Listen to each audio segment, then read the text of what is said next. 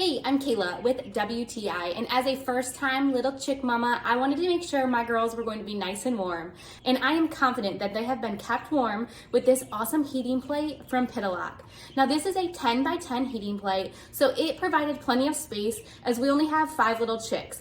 But it was so cute to just see them all snuggled up underneath here, especially when they were sleeping or just relaxing for the day.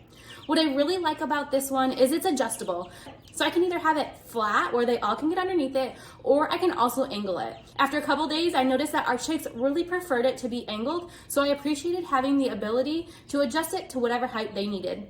We got this right away when they were just a couple days old, and it has been able to continue to grow with them as now they are weeks old. For our chicks, this replicates keeping them warm just like a mother hen would, so it keeps them nice and safe but also helps to promote them to grow. I really appreciated the length of the cord too, because in both of our brooders that we used it in, we were within enough distance to an outlet that cord was long enough to reach. One feature I didn't know that I was gonna love so much was the clear plate on top. Our girls love to get on top of here and poop, and that clear plate allows us to clean it up so much easier. So if you want to keep your chicks safe and warm, then I would definitely check out this heating plate from Pitalok.